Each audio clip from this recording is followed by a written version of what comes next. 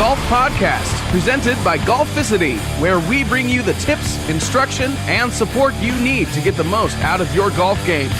And now your hosts, Frank and Mike. All right, everybody, this is episode number 192 of the Golf Podcast. Thanks, as always, for tuning in. In a few minutes, we're going to talk about today's topic, which is that secret that you need to know in order to clear a tall bunker lip, because we've all done it where you feel like you put a good swing on the ball and it hits the top of that lip and then rolls back down to your feet in the bunker. Man, that is so demoralizing. So we're going to talk about a couple of just, different things you can do with your swing mindset, stuff like that can really kind of get you over that hump and make sure you get out of the bunker. Cause ultimately that's what you're just looking to do. Get out, get clear of it and move on with your day. So, we're going to talk about that in a minute.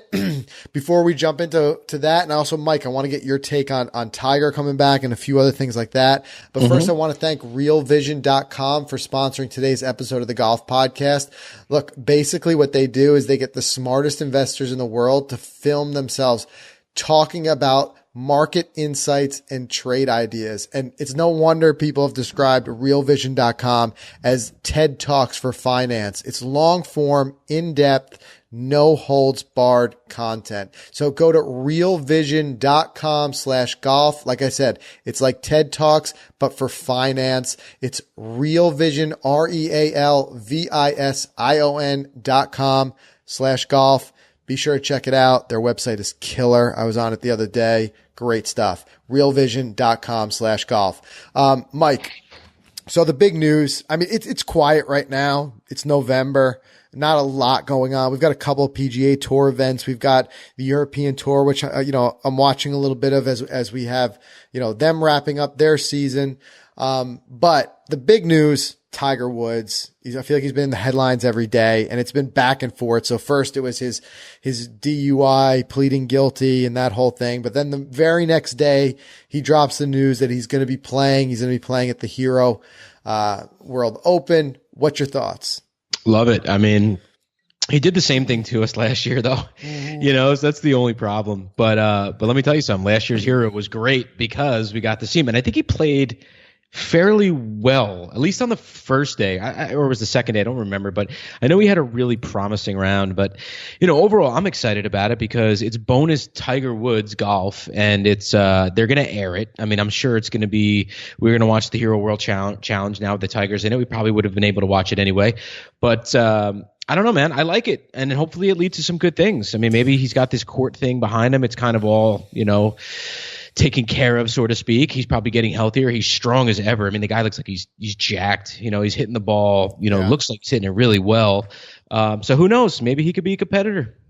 Yeah, and I always wonder, it's like, do you think this is his last real shot at a comeback? We're looking at a guy who's 42 years old. I can't imagine if he hits another setback that we're talking like missing another entire season. I just don't know. I also don't know how long people can ride this wave. Like you said, we get all amped up. I don't think anything's going to ever stop people from getting amped up every time Tiger says he's coming back and he's playing. But it's tough to say how long people can ride that wave, and it's going to get to a point where people are like, yeah, I'll believe it when I see it, if it's not already there. But yeah, the Hero, it's its own thing because, it's his event. So it was kind of funny in his tweet when he announced it. He said, I'd like to thank a committee of one for picking myself, because he gave himself his own exemption because it's his tournament. Yeah, right. So, I like to see he's got a little bit of humor to him. Just generally speaking, it's good to see him out there and about. He's posting a little bit more on social media. You saw him. He was on, at the World Series. So whatever. Like I said, it's good. It's refreshing. It's good. It's good for everybody. Good Tiger news for once. Right. Other things that were going on, kind of funny. I saw, Jordan Spieth on one of the late shows talking about his round with Barack Obama, saying how Obama beat him, which I'm sure is not true, unless he was giving him a lot of strokes. Maybe a lot of strokes, right. But that was just a funny story. And Spieth, I always say this, he's a guy who's just so great for the game, because he's well polished. He's funny. You know, he's one of the big time, I think, current ambassadors for the game. Just a good dude. Obviously talent like for days. And, that's always good to see. Yeah, absolutely. For sure. So I won't go into too much of it, but the other thing is we played our round today. We played, at West Point. We recorded another vlog episode, really kind of cool thing. We were able to finally get together in person with some of the listeners, some of the fans from the Facebook group, some local guys. And what I'll do is I won't spoil too much of it because we've got a vlog episode coming out, which should be dropping around the time of this episode. But that was a ton of fun. Cold though, man. Oh yeah. That was cold. It was about 39 degrees and then, which we were prepared for. We got the new hats, the new winter hats in, which are awesome, by the way, two-tone, everything like that. So we all had those on. You can check those out by going to golficity.com, /merch. But, I tell you what, one thing we weren't prepared for, the cold, we're out there, all right, we're layered up, and then all of a sudden it starts raining, which wasn't even in the forecast. The cold rain was tough. And that course had all the water it can handle because we got so much rain on Sunday. I was talking about this a little bit before, but we should have known Bad Omen Mike was trying to drive up that first fairway and getting stuck with the car. Yes, I know. Mud. It was just the wheels just spinning.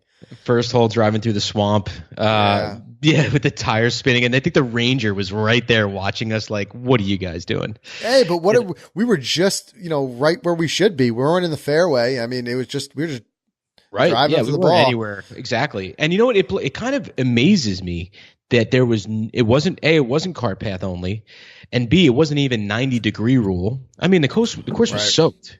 So, not to mention, the cart path signs. You get to a certain point, you got to go over there. You could have driven. I mean, obviously we're not going to drive on the green, but you could go anywhere on this course. It was kind of amazing, which was great.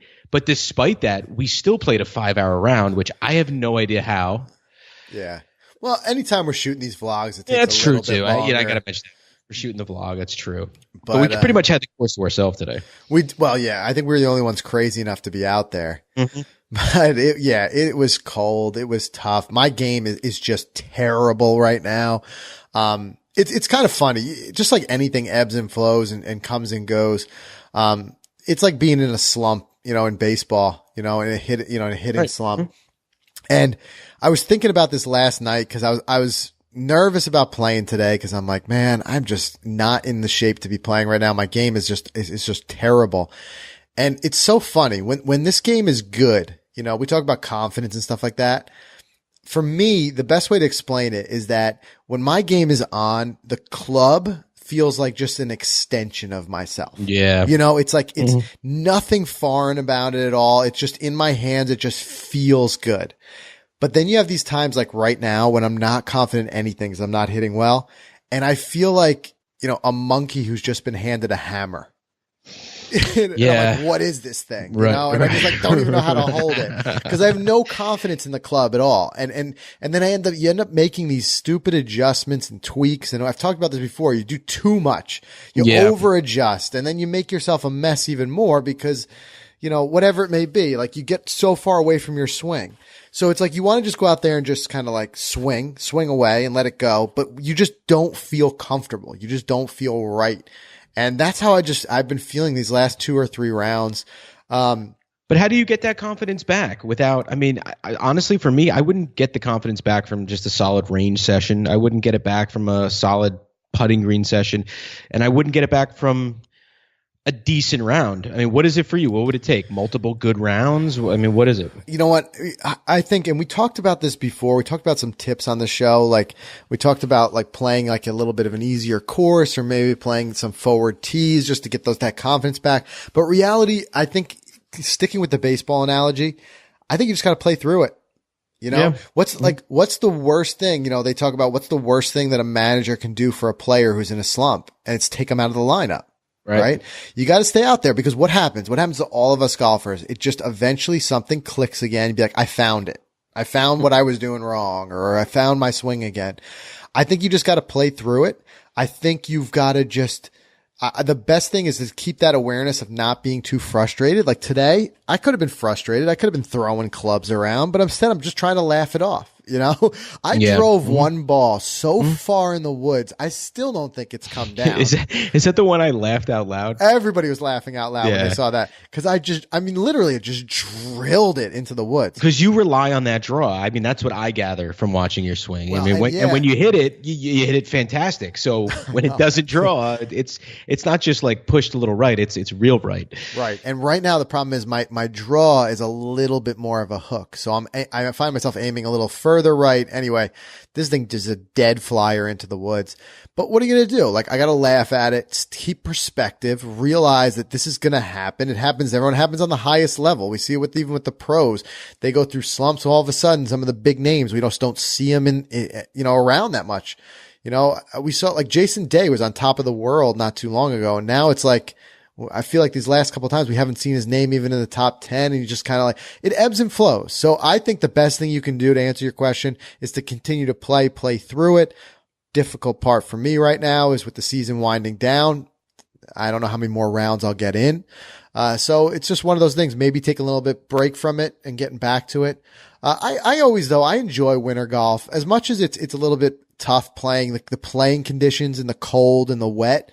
I think a lot of it, the pressure's off. You know, when we start going out there and the temporary tees are in, I feel like that's when I really start to just work on areas of my game because I switch over into considering it more of a practice session. You know, we always talk about separating your play and your practice. And I will go out there more with that intent because you're not putting a score down, you know, temporary tees. I mean, what are you going to do? So I'll play multiple balls, multiple shots. You know, sometimes it's so cold, it feels like you're hitting a rock, but well, I mean, play lower compression balls and go out and just do what you can, you know? At what hole today did you give up keeping score? That'll determine how bad your round was. Well, we kept score all the way through because we played. Oh, we did. Oh, okay. No, well, I guess up until when we beat the, well, I don't want to spoil it, but actually the vlog will be out by the time this drops. But yeah, no, it's just interesting to me that because that's one of the biggest things for me is how do you break through a slump? I mean, I've always thought about it because I've had slumps in this game that have lasted a long time to the point where I say things like I said before that I'm done for the season or I don't want to play anymore and I just want to kind of put the clubs away now and just pick it back up in like March. But that's the wrong thing to do. That is the wrong thing to do. We just got to keep staying flexible. I think keep staying in good shape.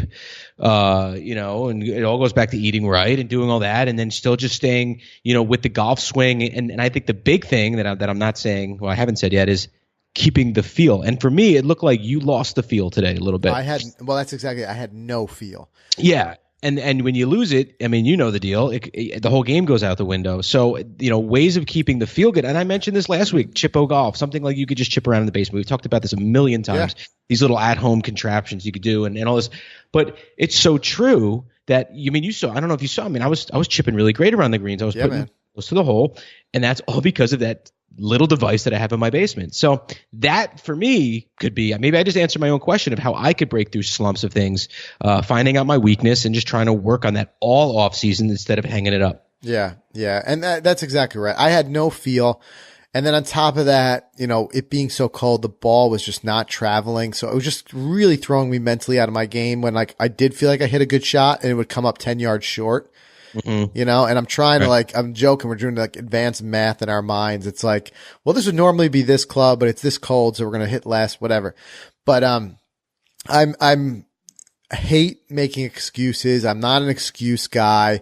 It's just, since my daughter was born in, late June, the truth of the matter is I think I've played maybe one 18-hole round since she was born. And I've just been trying to play when I can. It's just been tough, you know, just trying to help my wife wherever possible. So what I'll do, honestly, I'm a big fan of playing 9 holes. We talked about it before with the USGA and stuff like that. I get out there and I try to sneak out early on a Sunday and play 9 holes to take the very first tee time. And I'm back, you know, for all the family stuff. But yeah, Mike, the reason I bring that up, because that's a good suggestion. Even if I'm not able to get out there and that's why I'm losing the field, there are other ways to do it. That's why I don't think it is a good excuse. Even though I can't sneak out there for a 4-hour round, just being able to, like you said, after the kids go to bed and just work on putting or work on something like that, something to keep the feel, because once you lose the confidence, it goes tee to green.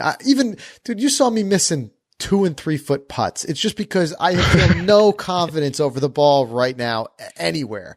Just none. Yeah, no, totally. I agree. And I think here's a good thing. And I might even try this is maybe I do just play 9. Maybe I don't play 18 till I string together a very solid 9. I might do that because after all, if I can't put together a good 9, if I go out there and shoot a 48 or a 47, 46, then, I have to work on my game, because I know that I'm able to shoot much lower than that. I know that I've done it before and I have the ability to do it. So, maybe that is because it'll make the game a little more enjoyable. I won't be so frustrated with things. It's just 9 holes, Right. That is a good idea. I'm actually glad you brought that up. Yeah. And we're right in the play 9 zone right now because it's with not only with the weather, but the time change. Like it's getting dark so early and it gets light so late. Like I used to, my wheelhouse is that 6:30 a.m. tee time. Cause I'll be the first ones out. No one's in front of us. We'll burn through 18 holes in 3.5 hours. Right. And then be back by 10 o'clock. But now it's dark still. They don't let you even tee off until after 7:30. And then the other thing I like to do, I like to play sometimes in the afternoon and it's getting dark so early.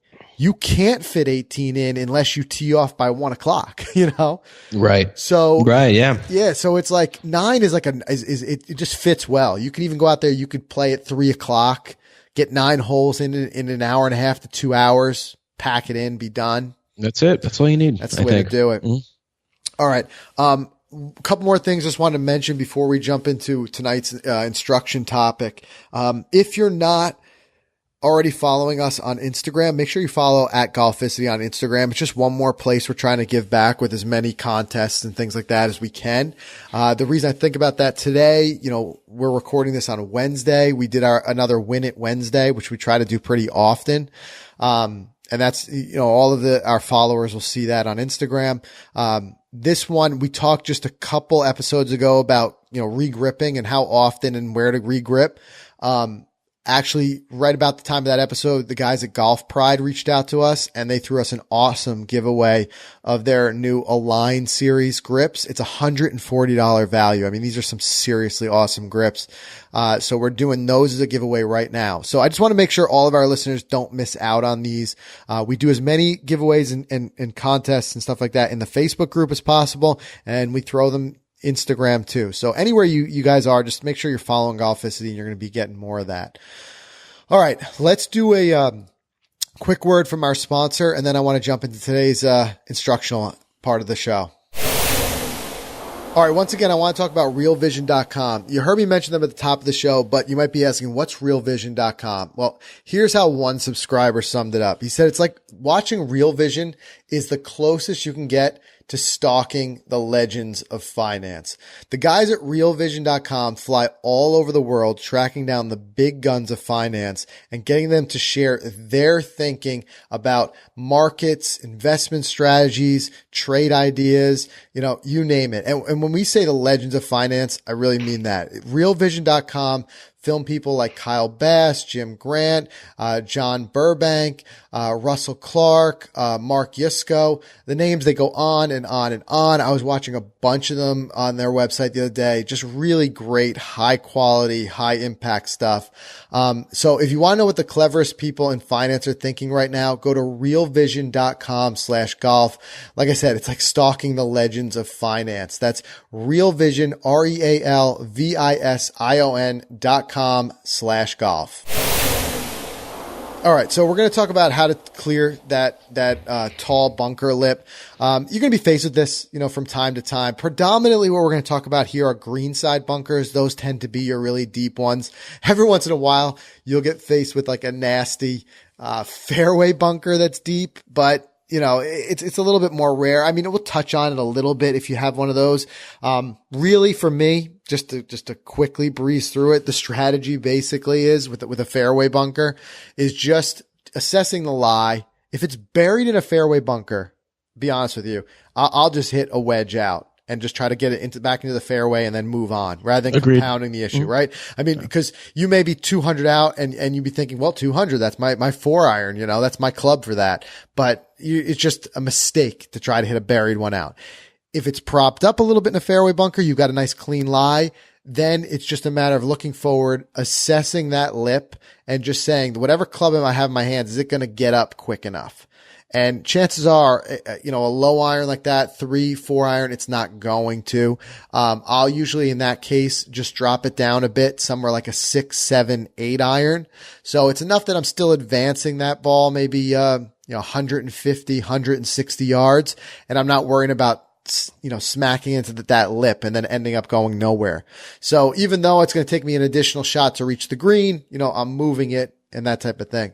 But yeah, look, there's a lot of things that can make it complicated when you go into these bunkers, especially these greenside bunkers. The big one's going to be the lie we talked about before, that kind of fried egg embedded lie versus, propped up. And there's a lot of great tips in that episode. I got to see which episode number it was, but where we talked about the fried egg, the big takeaway there was saying, don't open that club face. Because I had always thought about opening that club face up. But when it's really buried like that, you need to be able to use the full part of that club face to plow through that sand. So that was a tip I learned a lot from that one too. And I've been working on that. But, the real thing here, if you're going to get into this situation, you got to make sure that you're starting with the right club. And the right club, alone is not enough to get you out of a deep bunker, but it'll help give you a chance. And most of the time, when we're talking about a greenside bunker, deep bunker, you're going to want to go with, pretty much as much loft as you've got in your bag. Let's just be real about it. I mean, for me, my go-to is my 60. What about you, Mike? I use the 75-degree wedge. No, for me, it's the 60 as well. My brand new Bridgestone Tour B 60. Love it. That thing is awesome. Pretty, right? That thing is something else. Yeah. I love the balance on that thing, the weight on it. So, yeah. But yeah, 60 is my go-to. Look, realistically, you want to be somewhere around 56 degrees at least. And that can be really good for a greenside bunker play. And we've done episodes a little bit before on what wedges to have in your bag, what mix. We've had a couple people request that we talk about that a little bit more. So we'll probably get into that in the future. But, if you find yourself behind a particularly steep lip, you're going to want to look for as much loft as you can get. And look, it might be hard to get the ball all the way to the hole with something like that. I don't know, depending on the shot, how much carry you have, but at least you'll be able to get yourself up, out, and somewhere on the green. To me, I would rather play the higher percentage that I'm going to be out of this bunker and on the green than be like, use less loft in order to have a further carry, but then hit that lip. Because once you hit that lip, you're right back into square one. And now you're just going to have to be basically eating your words, so to speak, and picking up, the higher lofted club and hitting it out. Another thing, lay that face open. Okay. Now here again, I understand, like I said, I was just talking about the fried egg. With the fried egg, man, if you're faced with a huge bunker lip and a fried egg lie where it's buried, the most I can wish you is good luck, shake your hand, and then just maybe open my camera and videotape it just in case something crazy happens, because there's not a lot you can do. Right. Mm-hmm. I mean, you give it your best cut. Just try to throw it out there. If it's really looks like an impossible shot, I think the better idea, maybe take your lumps, play smart, even play. We see the pros even do this sometimes, play out of the bunker to the side and then chip onto the green rather than, what do most amateurs do? You take 4, 5, 6 cuts. We've all seen those funny golf fail videos on Instagram where somebody just can't get out of the bunker and just keeps hitting the same lip and it keeps coming down and on. Right. If you're really faced with that, just play it smart, play it out to the lower side where there's a lower lip and then chip. No one wants to do that, but sometimes you got to do it if the lie is really bad.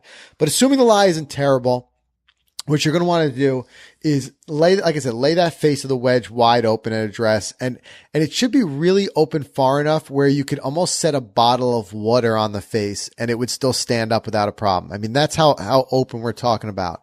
And what that really does is it just maximizes loft. And the more you open it up, it really increases that loft. And the funny thing, Mike, you joke about it, but if you take a 60 and really open it, you're almost like a 72 right there. Right. Uh-huh. You're really increasing that loft.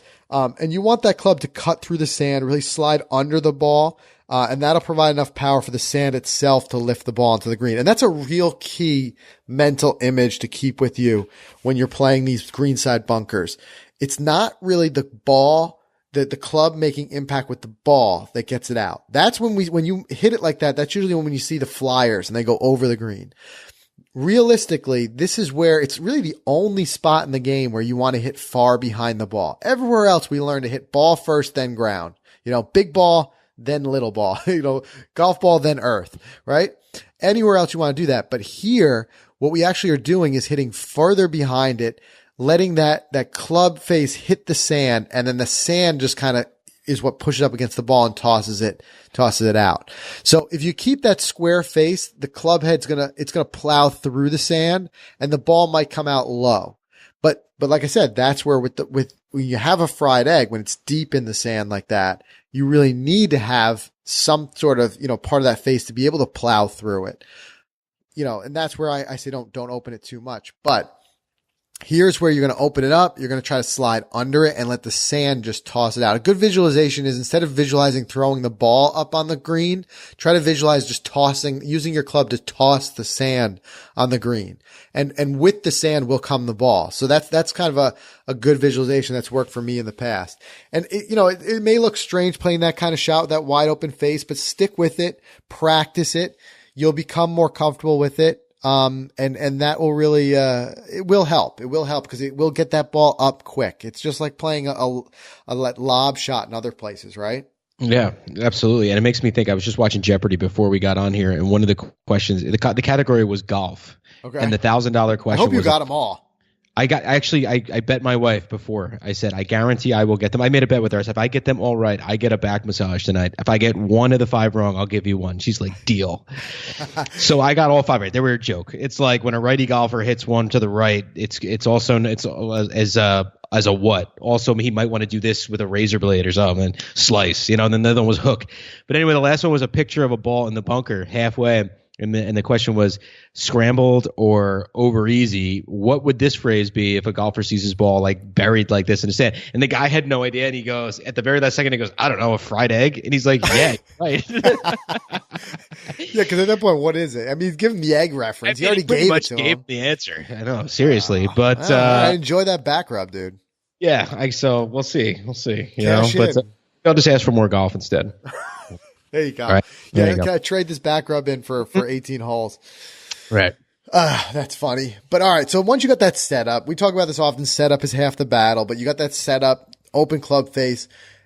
It's time to just put the hammer down. You can't be gentle with this kind of shot. And if you're not willing to swing aggressively through the sand, you're just not going to get that ball up high enough to clear the lip. And I think a large part of this comes in getting used to taking that sand first, because if you are focused on connecting with the ball first, that's where you're going to kind of put the brakes on your swing. Because if you clip that ball, it's going to come out like a rocket. So it does take some practice, taking that sand and flopping that sand up. But once you do, you really need to make a good, solid, hard swing using that body rotation, wrist action, propel that head through the sand, because the reality is the sand is going to eat up a lot of that energy that you're generating, and it's going to do it really quick. I mean, hitting something as dense as the sand is literally like putting the brakes on for that club head. And that's what's going to happen. This is why we see, kind of related where people lose a lot of distance and they're swinging relatively fast, but other areas of the game, they lose a lot of distance. What they don't realize is just making that little bit of contact behind the ball in other places where you're hitting it, chunking it a little bit. As soon as your club face makes contact with the earth, it is going to slow down dramatically, and especially in the sand. So that's where you can, as long as you make that contact with the sand first, you can take that really aggressive cut at it. And also because that club face is laid wide open, the shot is going to, spend a lot of its energy, climbing into the air rather than rocketing out straight. So make a hard swing, that open face. You're going to start to see those results that you see like the pro golfers on TV are doing. But again, you got to commit to it. As soon as you start that deceleration, we were joking about it today during our round. We all had an instance at some point where we kind of decelerated. And one thing we were up against, we were playing that really, really soaked, soggy ground, soggy earth. Right. So you lose a lot of confidence there too, because you make the slightest bit of contact behind the ball and then your club face just digs into the ground like a shovel. So it's where you got to be able to like have confidence in where you're going to make, a connection and then just do it and then just make that swing. And, really the last thing is don't look up. Don't do it. Don't do it. It is so tempting here pretty much more than anywhere else because you want to quickly look up to see if it got out, or sometimes if that bunker face is right in front of you, you can get a little bit nerve wracking. You think the ball's going to hit it and come right back at you. Right. But look, you don't want to, as soon as you start to look up and you fall into that trap, what's going to happen is when you look up, you rise the level of your entire body up. And as a result, the club will swing through higher than intended. And you're going to end up most likely missing the sand altogether. And if you miss the sand and hit just the ball, you know what's going to happen. It's going to be a rocket shot right into the face of that bunker that's right there. And then you're going to be in a world of trouble. It's going to take you multiple shots to get out. You're going to probably have to hit it backwards or whatever it may be. So even with the right technique, you don't want to find yourself in a deep bunker with a steep lip between you and the hole. But being able to do this, being able to put these things together and playing it smart, starting with the right club, using the loft that you can, laying that face open, and then really taking a good cut at it and throwing that sand up and out of the bunker. That's where you're going to start to see some success with this. But look, again, sometimes the best thing you can do is avoidance to start with. We've talked about that before. Being smart about your club selection, being smart about your course management.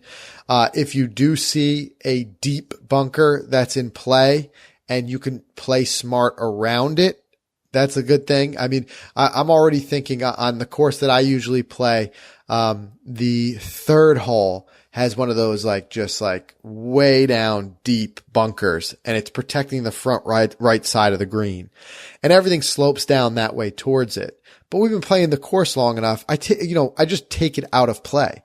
I always play the left side of the green. I play a good 10 yards left of that bunker. And by doing so, I know that everything's going to feed right. If I hit the left side of that green, it's going to feed down into the right. And then I don't have to worry as much about this. But no matter what, you play enough golf, you're going to end up in a deep bunker sometime. So knowing these little tips, it can be important. It can help. Give it a try, and let us know as you always do, post in the Facebook group if you've been faced with it and any tips that have worked for you guys. Or post some pictures of some of the nasty bunkers you've come across. There's some bad ones out there, that's for sure. Oh yeah. Mm-hmm. But if you do that, you're going to give yourself at least a much better chance of getting up and getting out. So good stuff. What do you think, Mike? Hey man, I'm digging it. I kind of consider myself, I don't want to say a magician in the sand. I don't want to go so far. I don't want to go so far to say that I'm like Houdini, right. But no, we talked about confidence. Sand shots, very confident. Even things like buried, like up near a lip, things like that. I don't know. I've just always played them well. I've always had confidence in the shot, and I've always been able to get it out. I guess I walk up to that shot, Frank, with the confidence level, and maybe that's why it works out so well. So when I'm usually playing a par 3 or approaching a green that has bunkers around it, I have no issue with going after that pin. I think I did it on the 4th hole, that par 5 with the bell today that we had to go over water to get to. Yeah. And no, the one after that, the one where all of you told me to hit hybrid, and I ended up hitting driver, and I had a perfect drive. But anyway, right. But remember we said the pin was in like a sucker location, back right, tucked behind a bunker, and I just said, hey, why not? If I'm in front of that bunker, I have the confidence to do it. So the confidence is what's actually gotten me through this particular shot, and and of course the practice. It's amazing what that confidence will do for you, because as soon as you lack it, you're gonna miss out on one of the big things I'm talking about here, which is like really taking a good cut at it, putting the hammer down. Because always when you lack confidence, you put the brakes on it and whatever. But like you said, once you're also just confident in your ability, you can play more aggressively. You play less fearful because you know that shot. That's what we talk about, practicing so many different areas of your game.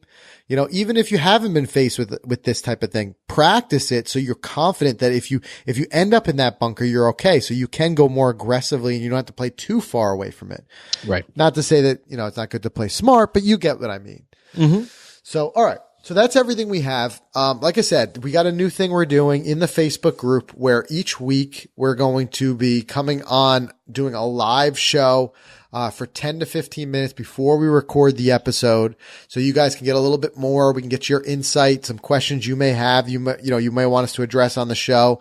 So if you want to be a part of that, make sure you join the Facebook group. All you got to do is go to Facebook, search The Golf Podcast. It's free. Join our group and, you'll get those notifications. And we're also going to try to put them on the schedule so you guys know when we're going to go live. We're not just taking you by surprise, but we're going to try to do more and more live stuff in there and more, exclusive content just for the Facebook group.